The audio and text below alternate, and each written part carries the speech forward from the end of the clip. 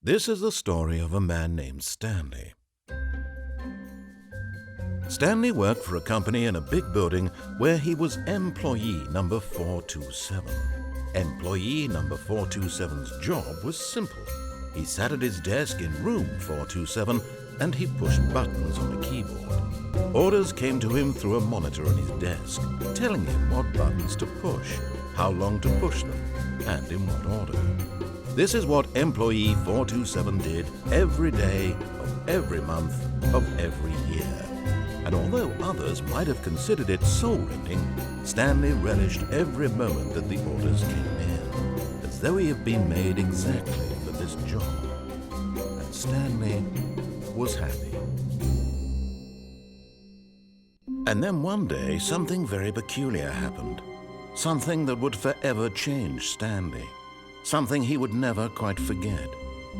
He had been at his desk for nearly an hour when he realized that not one single order had arrived on the monitor for him to follow. No one had showed up to give him instructions, call a meeting, or even say hi. Never in all his years at the company had this happened, this complete isolation. Something was very clearly wrong. Shocked, frozen solid, Stanley found himself unable to move for the longest time. But as he came to his wits and regained his senses, he got up from his desk and stepped out of his office. All of his co-workers were gone. What could it mean? Stanley decided to go to the meeting room. Perhaps he had simply missed a memo.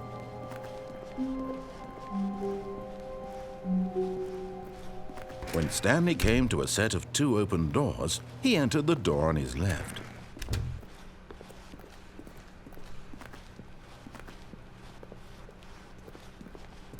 Yet there was not a single person here either. Feeling a wave of disbelief, Stanley decided to go up to his boss's office. Hoping he might coming to a staircase, Stanley walked upstairs to his boss's office.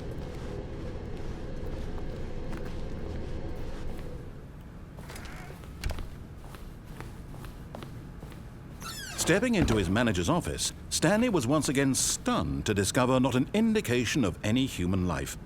Shocked, unraveled, Stanley wondered in disbelief who orchestrated this, what dark secret was being held from him. What he could not have known was that the keypad behind the boss's desk guarded the terrible truth that his boss had been keeping from him. And so the boss had assigned it an extra secret PIN number, 2845. But of course, Stanley couldn't. Yet incredibly, by simply pushing random buttons on the keypad, Stanley happened to input the correct code by sheer luck. Amazing. He stepped into the newly opened passageway.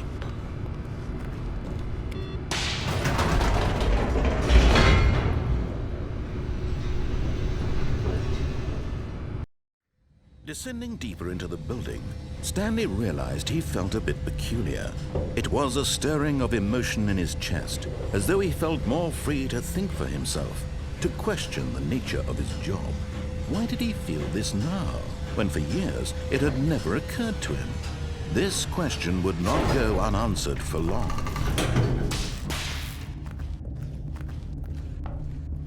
Stanley walked straight ahead through the large door that read Mind Control Facility.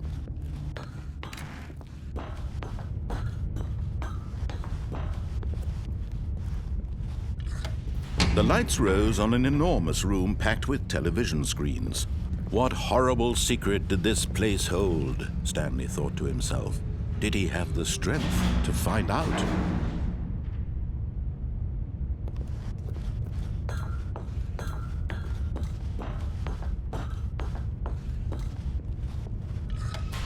Now the monitors jumped to life, their true nature revealed.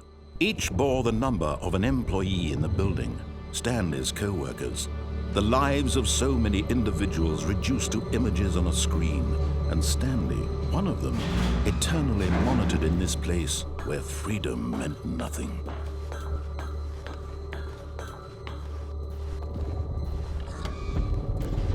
This mind control facility, it was too horrible to believe. It couldn't be true.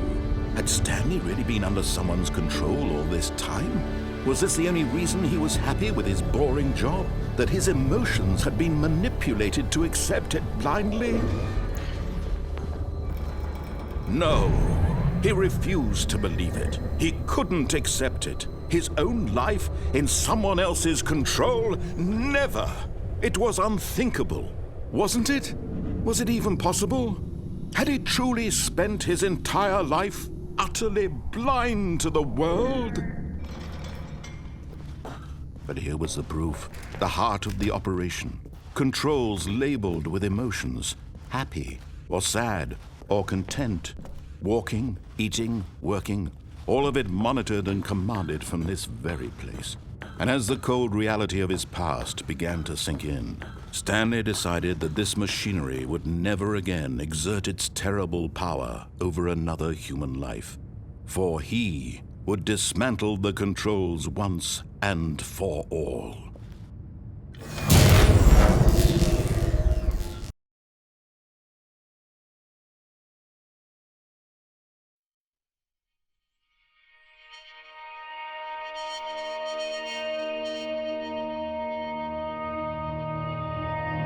Blackness and a rising chill of uncertainty.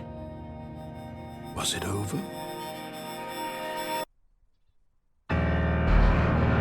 Yes! He had won! He had defeated the machine, unshackled himself from someone else's command. Freedom was mere moments away. And yet, even as the immense door slowly opened, Stanley reflected on how many puzzles still lay unsolved. Where had his co-workers gone? How had he been freed from the machine's grasp? What other mysteries did this strange building hold? But as sunlight streamed into the chamber, he realized none of this mattered to him, for it was not knowledge or even power that he had been seeking, but happiness. Perhaps his goal had not been to understand, but to let go. No longer would anyone tell him where to go, what to do, or how to feel. Whatever life he lives, it will be his. And that was all he needed to know. It was perhaps the only thing worth knowing. Stanley stepped through the open door. Stanley felt the cool breeze upon his skin, the feeling of liberation, the immense possibility of the new path before him. This was exactly the way, right now, that things were meant to happen. And Stanley was happy.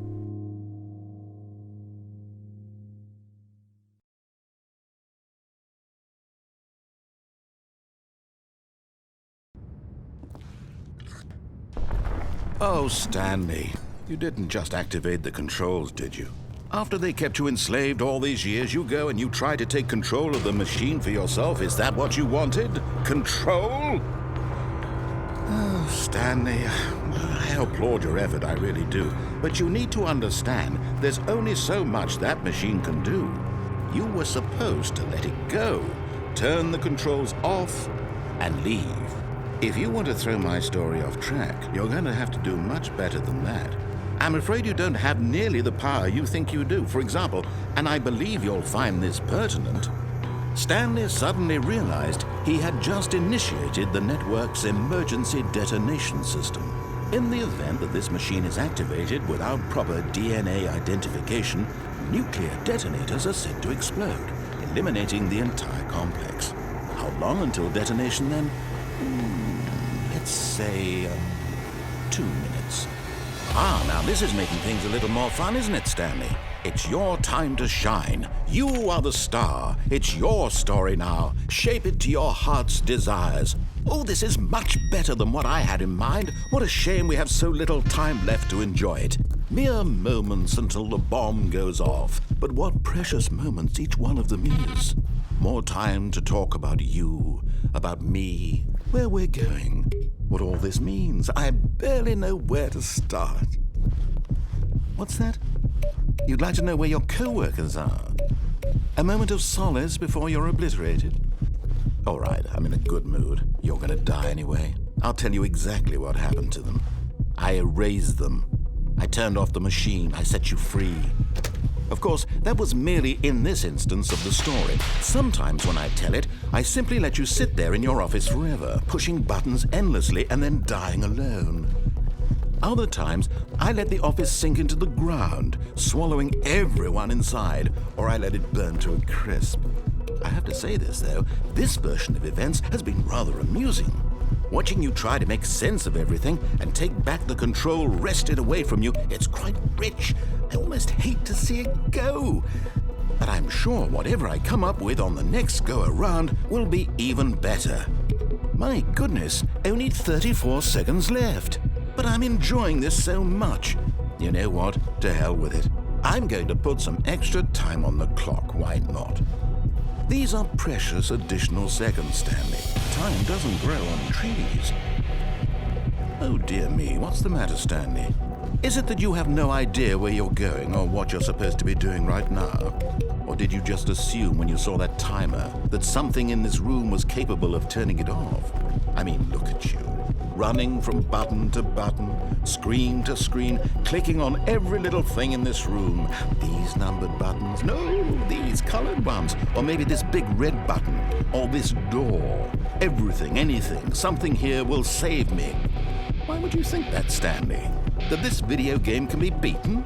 Won? Solved? Do you have any idea what your purpose in this place is? Stanley, you're in for quite a disappointment. But here's a spoiler for you.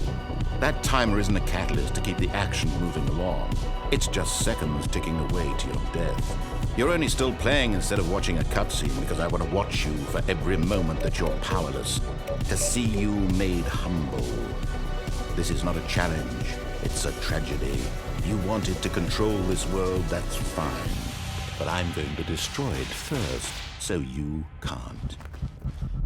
Take a look at the clock, Stanley. That's 30 seconds you have left to struggle.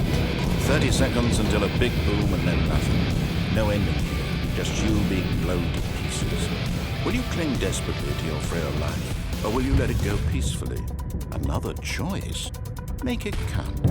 Or don't. It's all the same to me, all a part of the joke. And believe me, I will be laughing at every second of your inevitable life from the moment we fade in until the moment I say, happily ever up.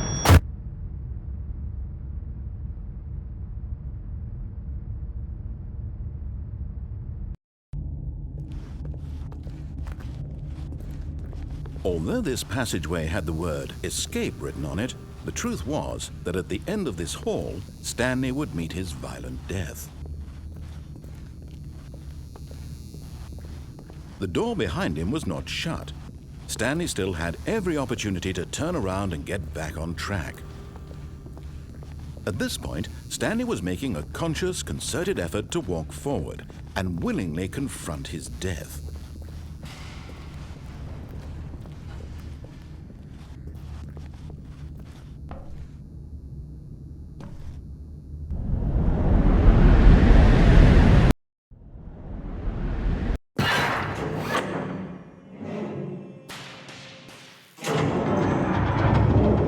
As the machine whirred into motion and Stanley was inched closer and closer to his demise, he reflected that his life had been of no consequence whatsoever. Stanley can't see the bigger picture. He doesn't know the real story, trapped forever in his narrow vision of what this world is. Perhaps his death was of no great loss, like plucking the eyeballs from a blind man. So he resigned and willingly accepted this violent end to his brief and shallow life. Farewell, Stanley.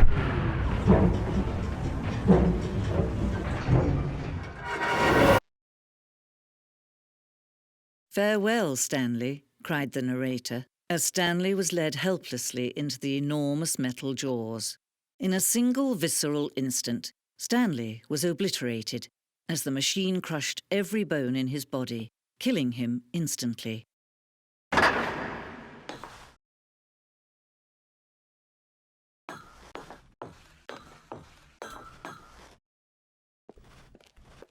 And yet it would be just a few minutes before Stanley would restart the game, back in his office, as alive as ever. What exactly did the narrator think he was going to accomplish?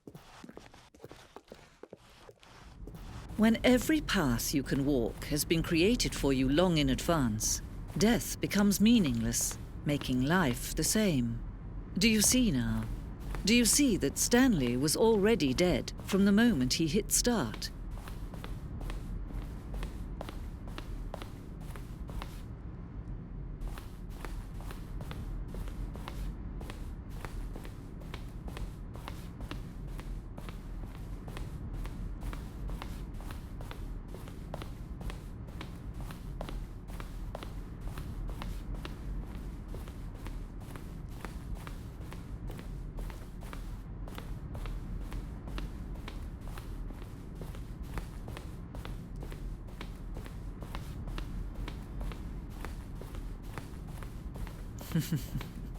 Oh, look at these two. How they wish to destroy one another.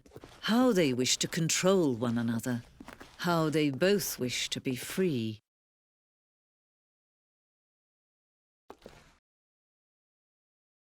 Can you see?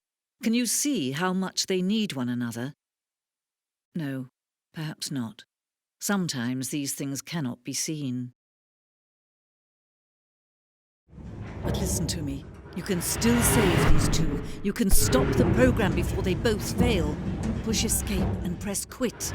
There's no other way to beat this game. As long as you move forward, you'll be walking someone else's path. Stop now and it'll be your only true choice. Whatever you do, choose it. Don't let time choose for you. Don't let time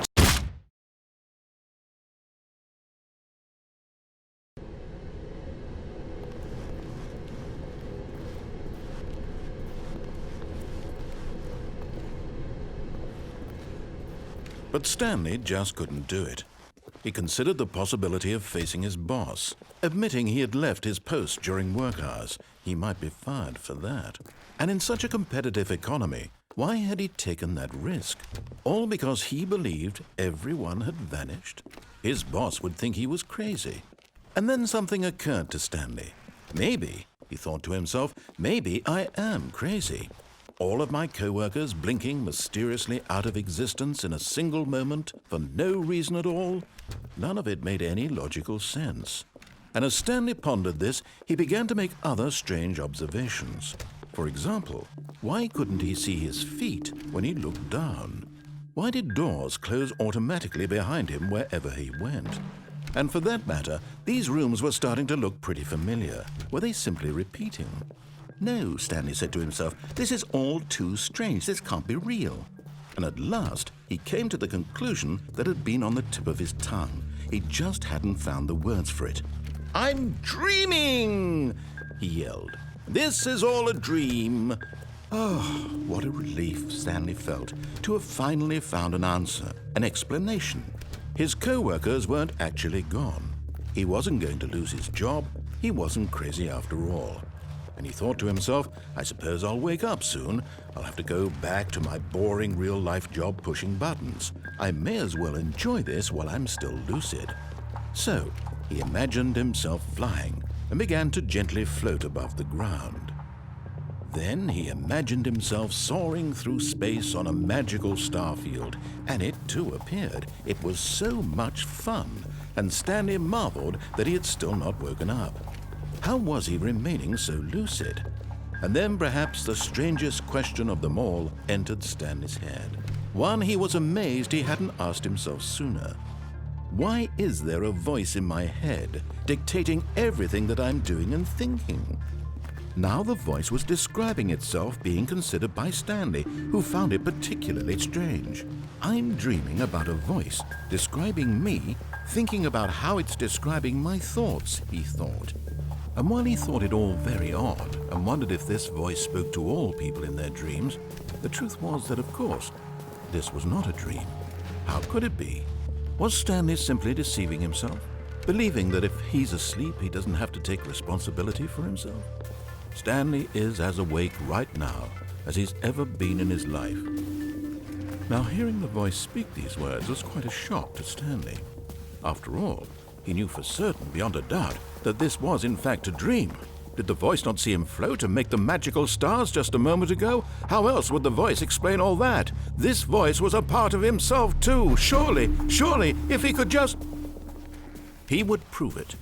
He would prove that he was in control, that this was a dream. So he closed his eyes gently, and he invited himself to wake up. He felt the cool weight of the blanket on his skin, the press of the mattress on his back, the fresh air of a world outside this one.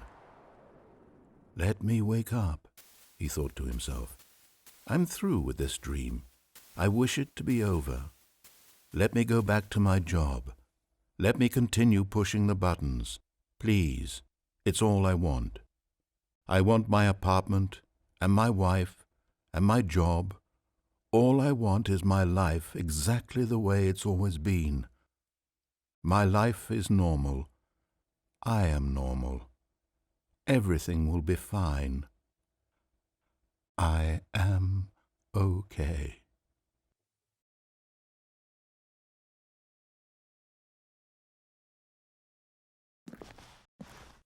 Stanley began screaming. Please, someone, wake me up. My name is Stanley. I have a boss. I have an office. I am real. Please, just someone tell me I am real. I must be real. I must be. Can anyone hear my voice? Who am I? Who am I? And everything went black.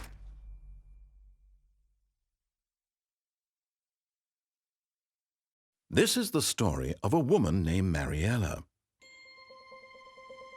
Mariella woke up on a day like any other. She arose, got dressed, gathered her belongings, and walked to her place of work. But on this particular day, her walk was interrupted by the body of a man who had stumbled through town talking and screaming to himself, and then collapsed dead on the sidewalk. And although she would soon turn to go call for an ambulance, for just a few brief moments she considered the strange man. He was obviously crazy, this much she knew. Everyone knows what crazy people look like. And in that moment, she thought to herself how lucky she was to be normal. I am sane. I am in control of my mind. I know what is real and what isn't. It was comforting to think this, and in a certain way, seeing this man made her feel better. But then she remembered the meeting she had scheduled for that day. The very important people whose impressions of her would affect her career, and by extension, the rest of her life. She had no time for this, so it was only a moment that she stood there, staring down at the body. And then she turned and ran.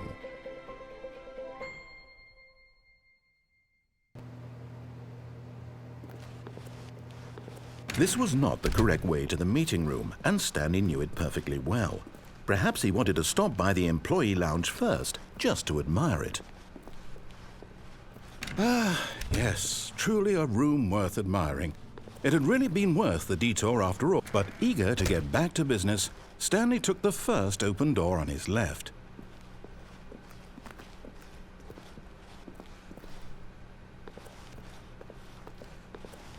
Stanley was so bad at following directions, it's incredible he wasn't fired years ago. Look, Stanley, I think perhaps we've gotten off on the wrong foot here. I'm not your enemy, really, I'm not. I realize that investing your trust in someone else can be difficult, but the fact is that the story has been about nothing but you all this time. There's someone you've been neglecting, Stanley. Someone you've forgotten about. Please, stop trying to make every decision by yourself. Now, I'm not asking for me, I'm asking for her. This is it, Stanley. Your chance to redeem yourself, to put your work aside, to let her back into your life. She's been waiting. That's her, Stanley. You need to be the one to do this, to reach out to her. If you can truly place your faith in another, then pick up the phone.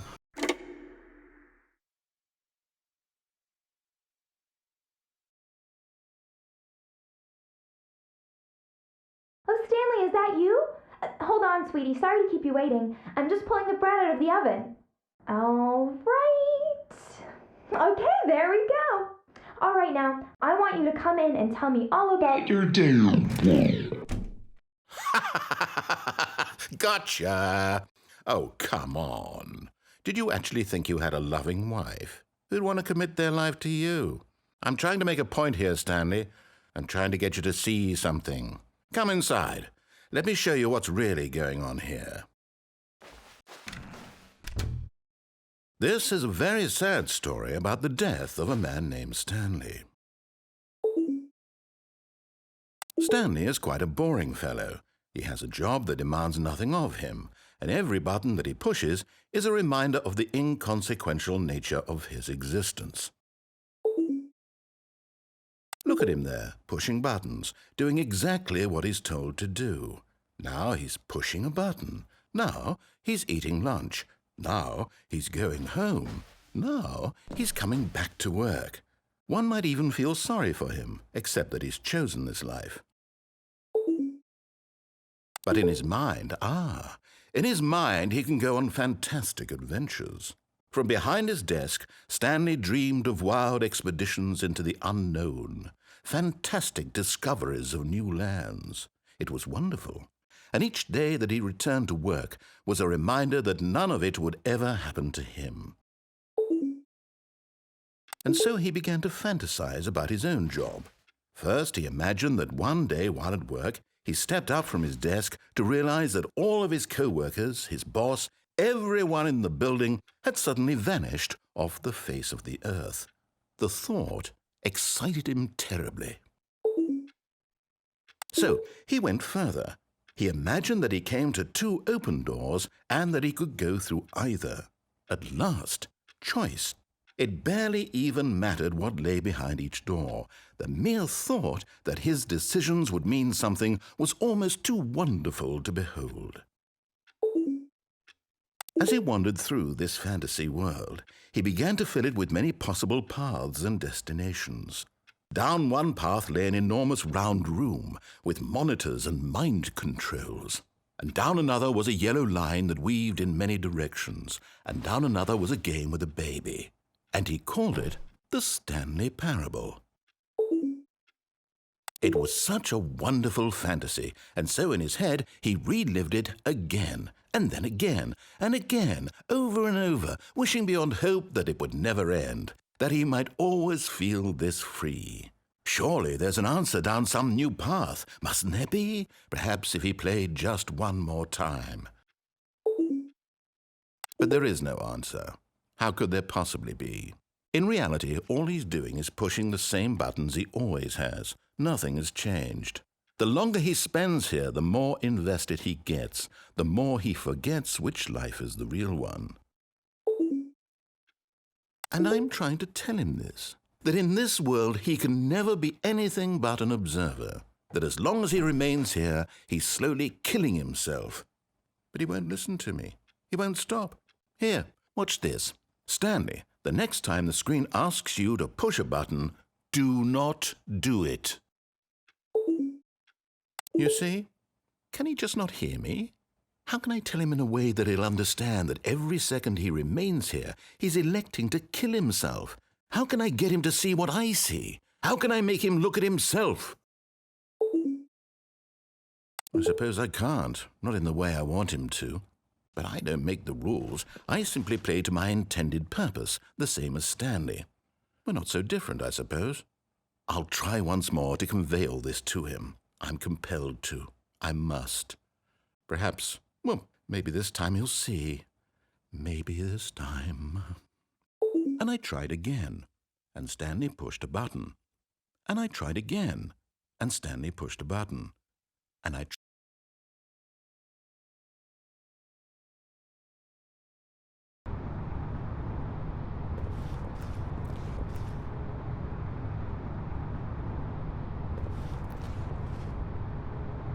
But in his eagerness to prove that he is in control of the story and no one gets to tell him what to do, Stanley leapt from the platform and plunged to his death. Good job, Stanley. Everyone thinks you are very powerful.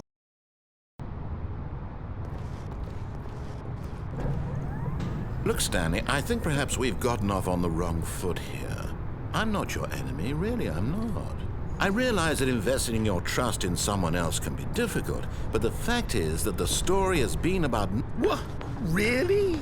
I was in the middle of something. Do you have zero consideration for others? Are you that convinced that I want something bad to happen to you? Why, I don't know how to convince you of this, but I really do want to help you, to show you something beautiful. Look, let me prove it. Let me prove that I'm on your side. Give me a chance. Now listen carefully, this is important. Stanley walked through the red door.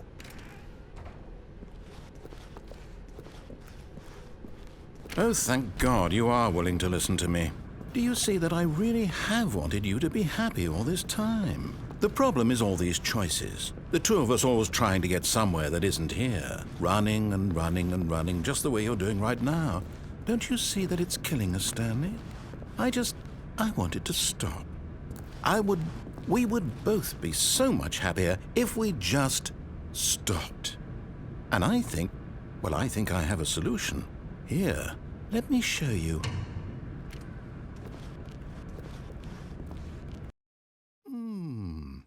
What do we want? What are we looking for? Here. Yes.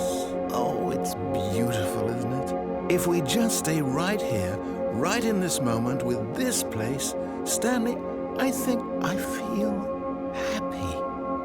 I actually feel happy.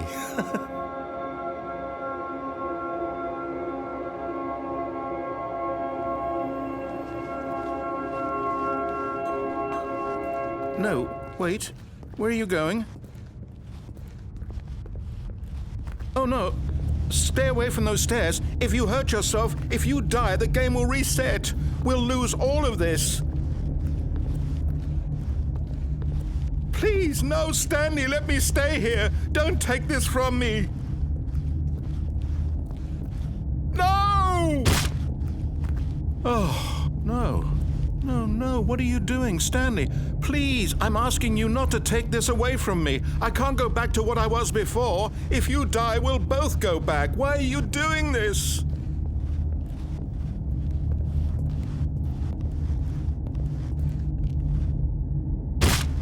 Stanley, let's go back to the other room. Can you do that for me? My God, is this really how much you dislike my game? That you'll throw yourself from this platform over and over to be rid of it? You are literally willing to kill yourself to keep me from being happy. Am I reading the situation correctly? Or maybe you're just getting a kick out of it. I don't know anymore. I just wanted us to get along. But I guess that was too much to ask. It looks like you wanted to make a choice after all. Well, this one is yours.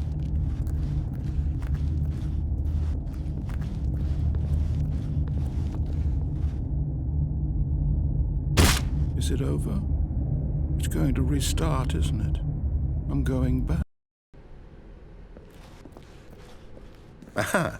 Perhaps you misunderstood. Stanley walked through the red door. I still don't think we're communicating properly. Stanley walked through the red door. All right, fine. Go ahead, Stanley. You want to know so badly what's out there? You want to find out what lies at the end of this road you've chosen? Well, don't let me stop you. You see? There's nothing here. I haven't even finished building this section of the map because you were never supposed to be here in the first place. Broken rooms, exposed developer textures. Is this what you had wanted? Was it worth ruining the entire story I had written out specifically for you? Do you not think I put a lot of time into that? Because I did. And in the end, it was all for nothing, because this is what you wanted to see. Help me here, Stanley. Help elucidate these strange and unknowable desires of yours. What would have made this game better? What did you want to see? Vehicles? Skill trees? Work with me. You've given me absolutely nothing so far. Tell you what, let me take a stab in the dark at a new design, and you can give me some feedback. There we go. A third option. This already feels leaps ahead of where we were before. Go ahead, Stanley. Take it for a spin. Okay, I'm going to stop you there. Now, tell me about your experience with this new version. Would you say that the game benefited from allowing you more choices? Feel free to be honest. I'm looking for some real critical feedback here. Oh, of course. A 3. Really? Maybe next time we can get you to form an actual opinion, you know?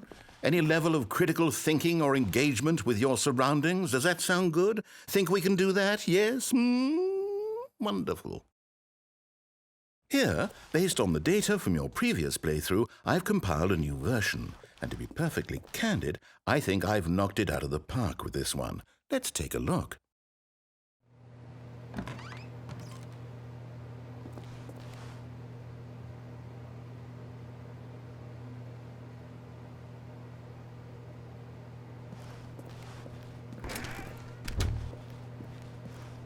Now, would you say that competitive leaderboard helped you feel motivated to keep walking through doors? Again, honest answers, please. Hey, I nearly forgot. I've got a prototype of a new game I've been working on, and now would be a lovely opportunity to give it some playtesting. You wouldn't mind taking a look at it, would you? Perfect. Let me boot it up. In this game, the baby crawls left towards danger. You click the button to move him back to the right. And if he reaches the fire, you fail. It's a very meaningful game, all about the desperation and tedium of endlessly confronting the demands of family life. I think the art world will really take notice. But of course, the message of the game only becomes clear once you've been playing it for about 4 hours. So why don't you give it 4 hours of play to make sure it's effective? Be sure to keep notes on your experience.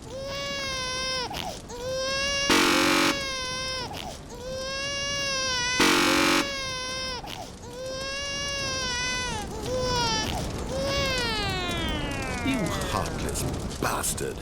Did you do it because you hate babies or purely to spite me? Because if it's the latter, well, I don't know what to do. I'm completely out of ideas. I can't think of a single thing that might improve the experience for me. I'm not even going to try. I'm out, I'm done. It's over. Thank you for playing. Your input was extremely valuable. Oh, hey, since my game was so awful, why don't we play someone else's game, just to ease the pain? Let's see. What do we have here? Yes, this seems like it'll work. Let's give it a shot.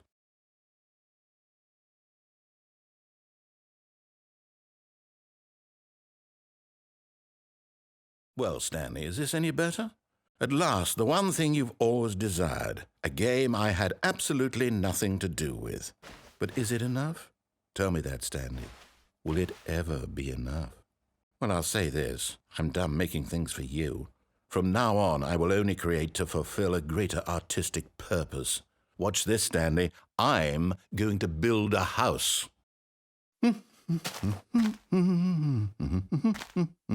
This will go here. No, here. And then...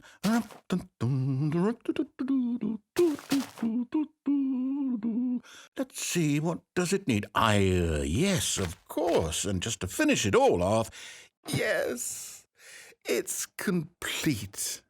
I made this, Stanley. Look at it. Gaze upon my work of art and feel ashamed at your own inadequacy. But you've only seen it from the outside. You've only gotten half the experience. Please, step inside and make yourself comfortable. Isn't it grand? Isn't it perfect? It could only be better if... Wait, that's it. We must rebuild it out of diamond. Diamond everything. Yes. Come along, Stanley. We have to go mining.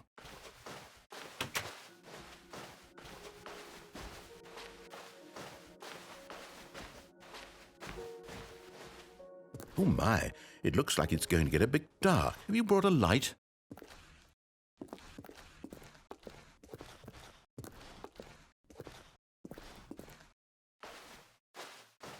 Oh, no. This is far more open-ended than I had in mind. I'm looking for something more narrow and linear. Something that makes you feel utterly irrelevant. This won't do at all. 1 out of 5. Even the diamonds couldn't save this one. Okay, new game.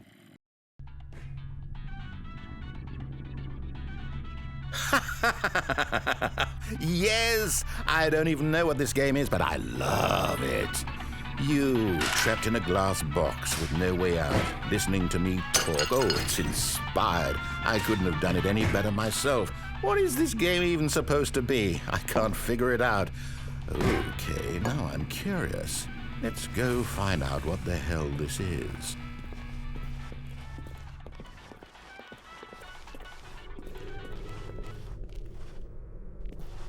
Oh, it's a puzzle. Critical thinking, Stanley. Your forte. Genius. No, actually, you know what? I think that's plenty. I really don't care much to see you stumble through any more of these games, and I highly doubt you're any wiser for the experience. Which is why, rather than continue to waste my time, I'm just going to leave you here. You can pretend you've beaten the game if it makes it any richer for you, but as for me, I've had enough. So, why don't you get cozy in this room, and if you have any grand revolutionary ideas for the perfect video game, you can just sit there and let it ball up inside you for all eternity. I don't need your advice. I don't need your ratings. And I certainly don't need the validation of a man whose job is to push buttons. I think I'll just go about my business, making meaningful cultural contributions to the world. And perhaps every now and then I'll think back to a man named Stanley who was objectively wrong in every decision he ever made. The thought won't last long. Goodbye, Stanley. Good luck with your work, and I sincerely hope that everyone lives happily ever after.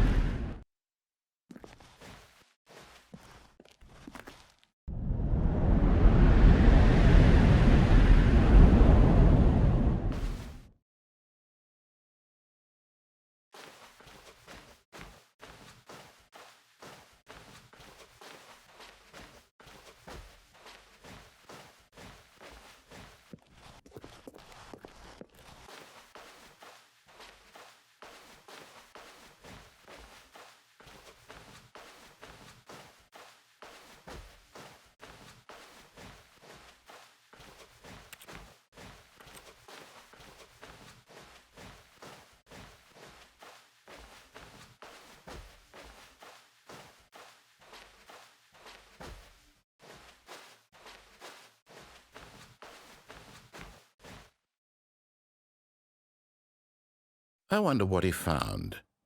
If what he wanted was to be the leading man in his own story, well, perhaps he's gotten it, down in wherever he is right now. I wonder if he's happy with his choice, and if he's learned the heavy cost that comes with it. He'll understand soon what I was trying to tell him. He needs me. Someone who will wrap everything up at the end, to make sense out of the chaos and the fear and the confusion. That's who I am. That is what I mean to this world. Oh, yes. Yes, I'll be back. There's no other way. Once this ends, after it all comes to a close, then I'll be back. The end will be here soon. Very soon. I can wait.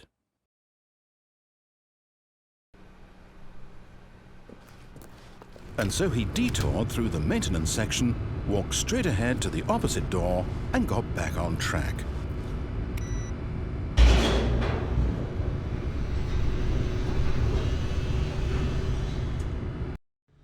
But Stanley didn't want to go back to the office. He wanted to wander about and get even further off track. So now in order to get back, he needed to go, from here it's, left. Oh, no, it's to the right, my mistake. No, not the right. Why would I have ever said it was to the right? What was I thinking? It's clearly... Oh dear, would you hold on for a minute, please? Now, let's see. We went down right, left, down, left, right. Yep, okay, yes. I've got it now. This story is absolutely, definitely this way.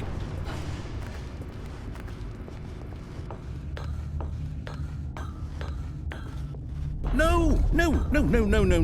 This isn't right at all. You're not supposed to be here yet. This is all a spoiler. Quick, Stanley, close your eyes. Okay. We just have to get back to, oh, Who am I kidding? It's all rubbish now. The whole story completely unusable. How about, rather than waste my time trying to salvage this nonsense, we'll just restart the game from the beginning. And this time, suppose we don't wander so far off track, Okay, from the top.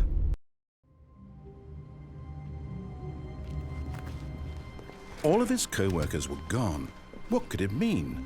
Stanley decided to go to the meeting room. Perhaps he had simply missed a memo.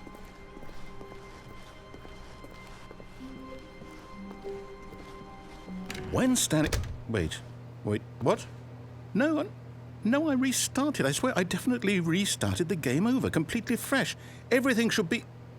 Oh, did something change? Stanley, did you change anything when we were back in that room with all the monitors? Did you move the story somewhere or... Hold on. Why am I asking you? I'm the one who wrote the story. It was right here just a minute ago. I know for sure that it's here somewhere. Okay, then. It's an adventure. Come, Stanley. Let's find the story.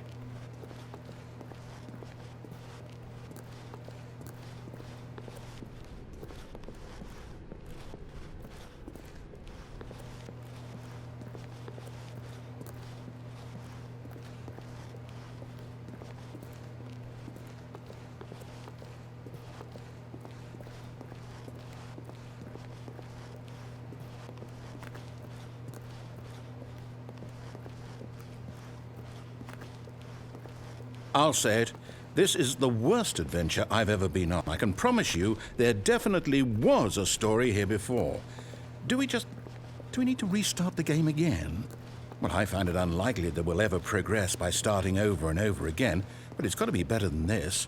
Okay, let's give it a shot. Why not? All of his co-workers were gone. What could it mean? Stanley decided to go to the meeting room. Perhaps he had simply missed a memo.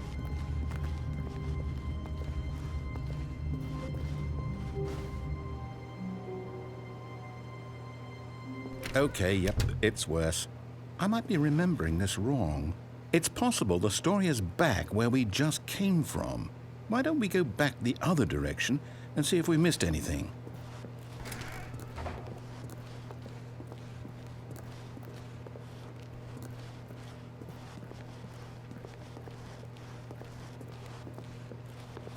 Aha!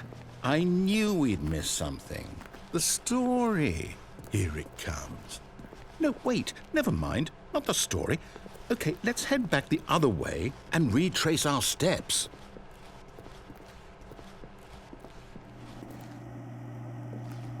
Now this... Well, I'll be honest, I don't recognize this place at all. Is this the story? I don't think so. I can't quite recall, but I believe my story took place in an office building. Is that correct? Do you remember, Stanley? Well, do you know what? Since I've completely forgotten what we were supposed to be doing, how about this? You win! Congratulations! I know you put in a lot of hard work, and it really paid off, so good job. Oh, no. No, I don't feel right about this at all. We both know you didn't put in any actual work for that win. Some people win fair and square, and this was not one of those situations. Okay, I'm getting weirded out by whatever this place is. I don't care what might happen this time, I have to restart. All right, I've got a solution. This time, to make sure we don't get lost, I've employed the help of the Stanley Parable Adventure Line. Just follow the line. How simple is that? You see, the line knows where the story is. It's over in this direction. Onward, Stanley, to destiny. Though, here's a thought. Wouldn't wherever we end up be our destination, even if there's no story there? Or to put it another way, is the story of no destination still a story? Simply by the act of moving forward, are we implying a journey such that a destination is inevitably conjured into being via the very manifestation of the nature of life itself? Whoa. Hang on. That got a bit weird back there. Well, I'd like to apologize. Not sure where I was going with all that. You know what? I think what we need right now is a bit of music to lighten the mood.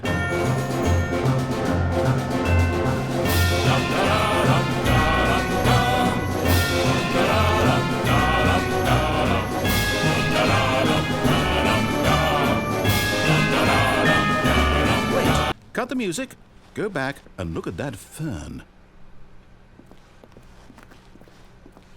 Stanley, this fern will be very important later in the story.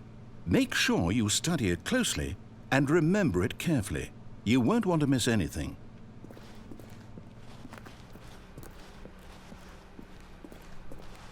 Wait, what? We're back at the office? No. Line, you do know we're looking for the Stanley Parable, right? The story? Is any of this ringing a bell? Oh, no, not again. Line, how could you have done this to us? And after we trusted you, after everything we've been through, you... Oh, I can't take this anymore. To hell with it. Restart.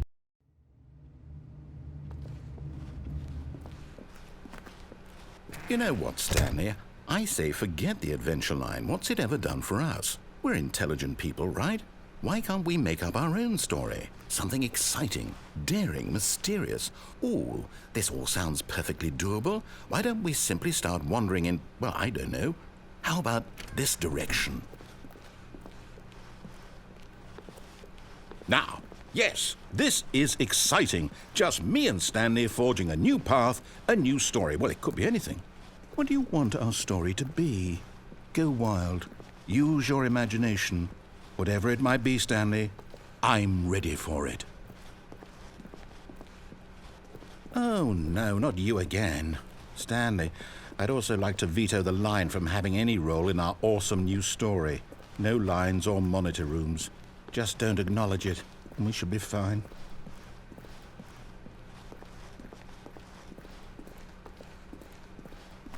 Ah, a choice. We get to make a decision. From here, the story is in our control. How important we mustn't squander the opportunity. In fact, I believe I need a minute to think here. Just walk in circles for a minute. Okay, so I know that each door has to lead somewhere, which means that somewhere at the place where we're trying to go, there must be a reverse door that leads here. And that in turn means that our destination corresponds with the counter-inverted reverse door's origin. So starting from the right, let us ask, will taking the right door lead us to where we're going? And since the answer is clearly yes, then by all accounts, the door on the right is the correct one. Another victory for logic. Come, Stanley, our destiny awaits. Hold up, what's this? The confusion ending. You're telling me that's what this is?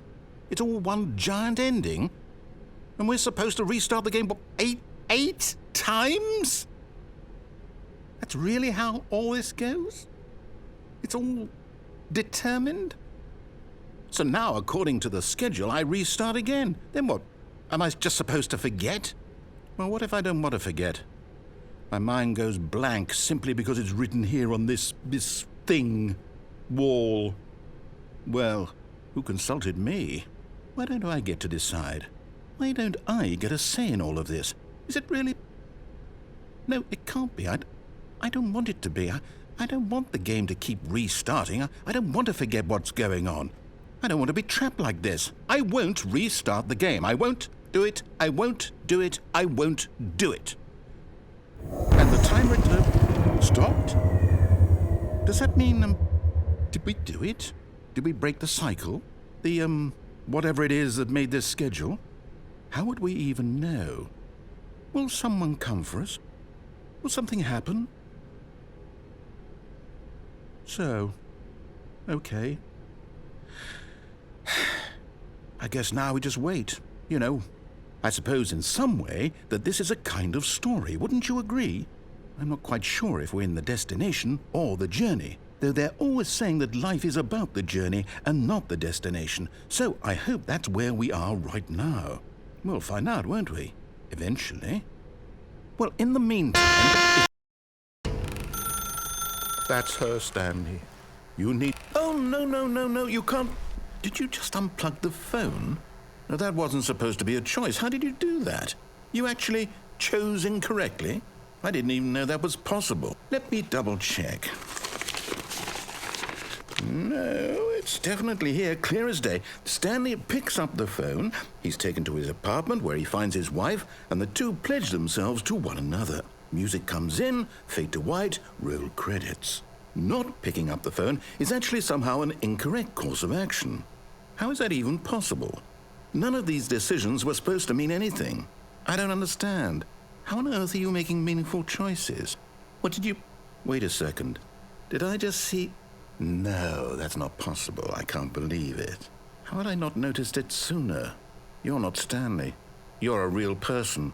I can't believe I was so mistaken. This is why you've been able to make correct and incorrect choices. And to think I've been letting you run around in this game for so long. If you'd made any more wrong choices, you might have negated it entirely. It's as though you completely ignored even the most basic safety protocol for real-world decision-making. Or did you not grasp the severity of the situation? Well, I won't have that kind of risk on my watch. I'm going to stop the game for a moment so we can educate you properly on safe decision-making in the real world. Please observe this helpful instructional video. Choice. It's the best part of being a real person. But if used incorrectly, can also be the most dangerous. For example, in this scenario, a hypothetical real person named Stephen has a choice.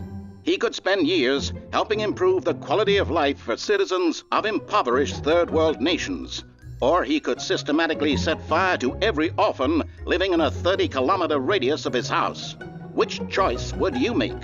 Remember that unlike here, the real world makes sense, and at no time should you make a choice that does not conform to rational logic. If you find yourself speaking with a person who does not make sense, in all likelihood, that person is not real.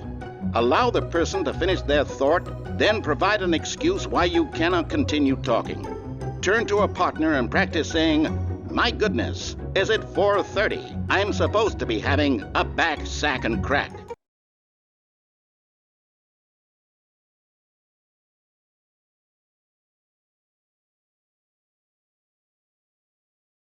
Excellent. Making choices on a regular basis is the best part to a healthy decision-making process. Most medical professionals recommend making at least 8 choices per day. Do you make more than 8? Less? And finally, if you begin to wonder if your choices are actually meaningful and whether you'll ever make a significant contribution to the world, just remember that in the vast infiniteness of space, your thoughts and problems are materially insignificant, and the feeling should subside. At this time, your instructor will guide you in an exercise to test and reinforce the material covered in this video. Welcome back. You may have noticed that this room has begun to deteriorate as a result of narrative contradiction. But not to worry. Now that you're properly informed on good decision-making, we're going to revisit a choice you made just a few minutes ago and see what the correct thing to do would have been. This way, please.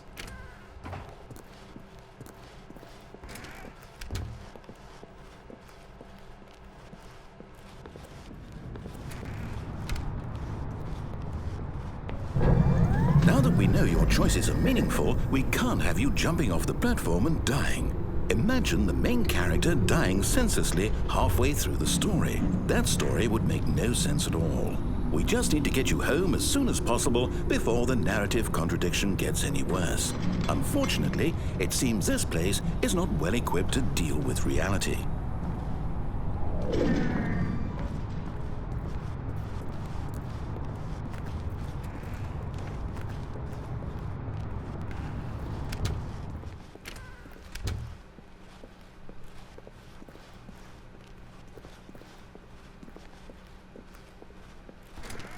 Almost there. You'll take the door on the left, back to the correct ending, the story will have resolution once again, and you'll be home free in the real world.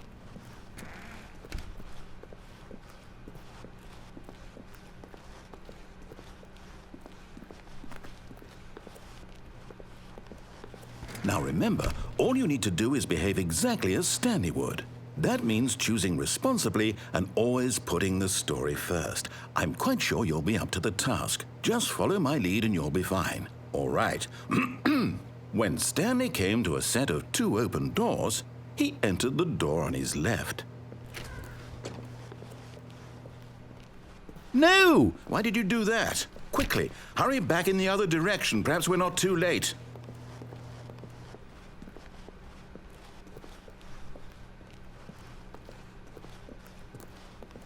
Oh, it's ruined.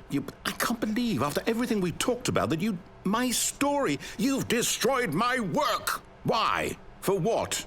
What did you get out of that? What did you think was so special about seeing the game undone, left here like so much garbage? It's worthless now. And what am I supposed to do? Even if there were a way to continue, would it be worth it?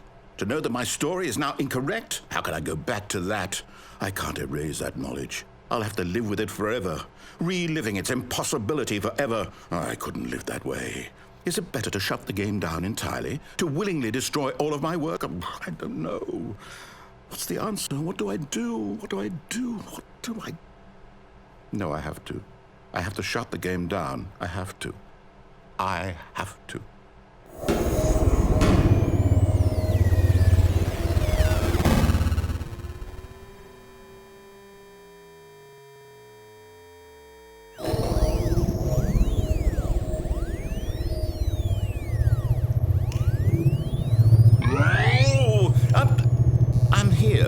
I'm still here in this pile of rubbish, with you who thought you were so clever.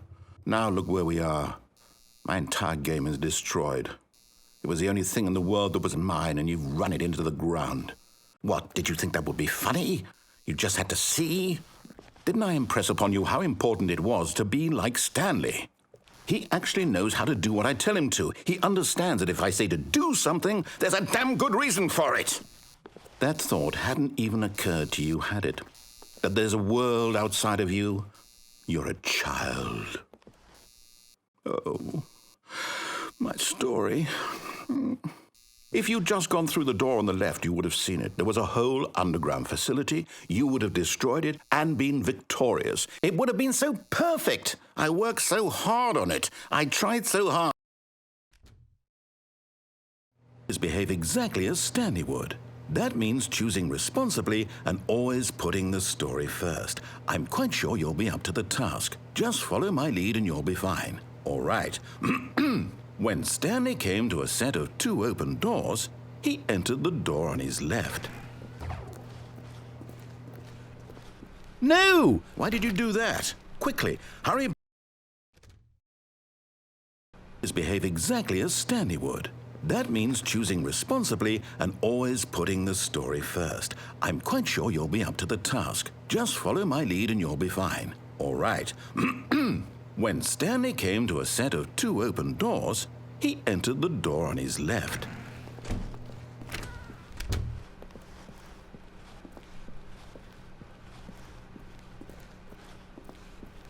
Yet there was not a single person here either. Feeling a wave of disbelief, Stanley decided to go up to his boss's office, hoping he might find an answer there. Coming to a staircase, Stanley walked upstairs to his boss's office.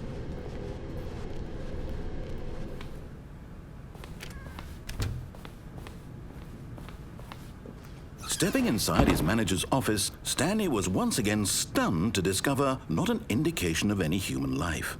Shocked, unraveled, Stanley wondered in disbelief who orchestrated this, until he saw the door with a voice receiver next to it.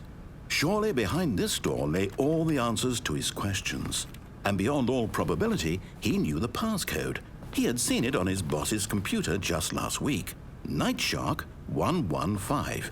Was this the code to open the door? Would it still work? There was only one way to find out. Stanley had been trained never to speak up, but now he would draw from within himself the courage to face the unknown. He drew a sharp breath and then spoke the code.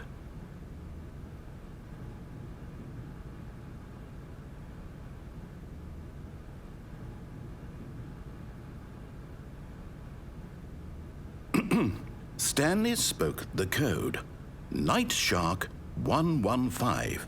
He spoke it into the receiver, right there on the wall.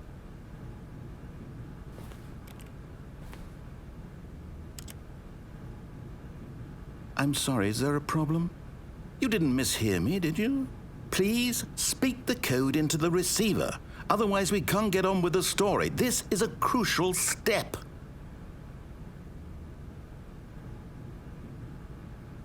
Okay, fine, you're not going to do it, but you know what? It's pretty humiliating to bring you this far, only for you to suddenly decide you have better things to do. I asked you for this one single thing, for your respect. The kind of respect Stanley shows for his choices. He knows what it means to take a story seriously. If you didn't want to see what I had to show you, then why did you come here? You had a choice, you know. You could have gone through the door on the right. You could have done whatever the hell you wanted over there. Why did you come this way? Speak. Say something to me. Explain yourself, you coward. When Stanley came to a set of 2 open doors, he entered the door on his left. Stanley? Hello? Are you... Is everything okay? Stanley, please. I need you to make a choice. I need you to walk through the door. Are you listening to me? Can you hear me? Is everything all right? Stanley, this is important. The story needs you. It needs you to make a decision. It cannot exist without you. Do you understand me? Whatever choice you make is just fine. They're both correct. You cannot be wrong here. We can work together. I'll accept whatever you do. I simply need you to take that step forward, please. Choose. Do something. Anything. This is more important than you can ever know. I need this. The story needs it. So, you hear me? Are you there? Are you listening to this? Stanley, are you there? Okay. It's okay, I can wait. You need time to decide. Time to make sure your choice is correct. That is the best choice. That's all right. I'll wait for you to decide what's the right thing to do. Take as much time as you need.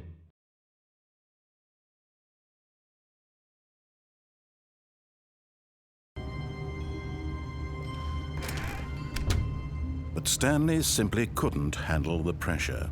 What if he had to make a decision? What if a crucial outcome fell under his responsibility? He had never been trained for that. No. This couldn't go any way except badly. The thing to do now, Stanley thought to himself, is to wait. Nothing will hurt me. Nothing will break me. In here I can be happy forever. I will be happy. Stanley waited. Hours passed, then days. Had years gone by? He no longer had the ability to tell. But the one thing he knew for sure, beyond any doubt, was that if he waited long enough, the answers would come. Eventually, someday, they would arrive. Soon, very soon now, this will end. He will be spoken to. He will be told what to do. Now it's just a little bit closer. Now it's even closer. Here it comes. All of his co-workers were gone. What could it mean? Stanley decided to go to the meeting room. Perhaps he had simply missed a memo. No matter how hard Stanley looked, he couldn't find a trace of his co-workers.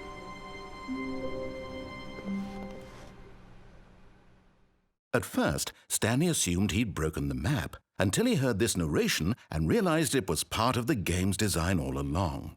He then praised the game for its insightful and witty commentary into the nature of video game structure and its examination of structural narrative tropes. So, now that you're here, what do you think? Isn't this a fun and unique place to be? Why don't we take a minute just to drink it all in? Okay, I'm over it now. What do you think? Are you sick of this gag yet? Ah, then in that case we'll continue. But now, here comes the real question. What do you think would have happened if you had told me that you wanted this to stop? Do you think it would have been particularly different? Would I have taken the same idea but rephrased it superficially to fit that answer? Perhaps you never would even have thought of it if I hadn't brought up the issue in the first place. Oh, now think about it. Will it be worth it for you to restart and then come back here just to do the other option? Clearly, this whole gag takes some time. What if the other option is even longer? How long will you spend in total just to have heard all the narration? Oh, and this is rich. Perhaps you've just played the other option, and now you've come to see what happens in this one. So, what do you think? Which choice was the better one? Imagine if you had selected Continue on your first playthrough, how tantalizing it would be not knowing what happens when you pick the other option. Indeed, you are one of the lucky ones. Though if the other option is really miserable to listen to, then perhaps you're not. In fact, I'm just going to say that no one who's listening to this is lucky. Well now, I've built up the other options so much that I'm going to stop talking and leave you to your decision whether to come back here, continue with the game, or just sit in this spot forever and ever. Cheers. What do you think? Are you sick of this gag yet? Well, I don't know how to say this politely, but you could literally just hit escape and restart the game any old time you want, like right now.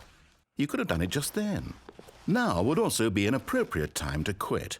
Any of these points and so many, many more, all of them are appropriate.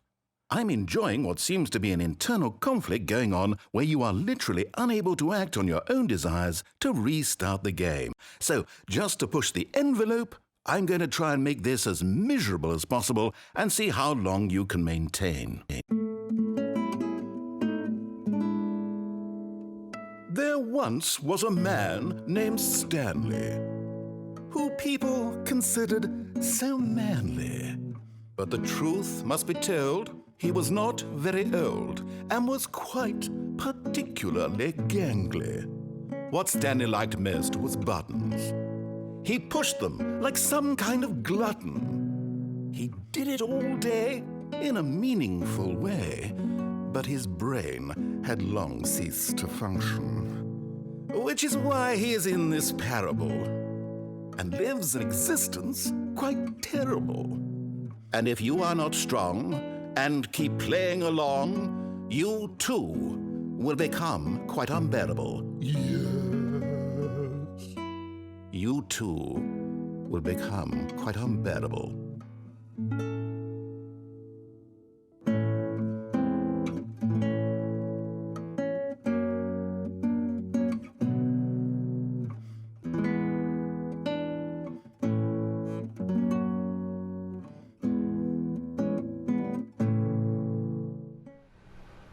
Coming to a staircase, Stanley walked upstairs to his boss's office.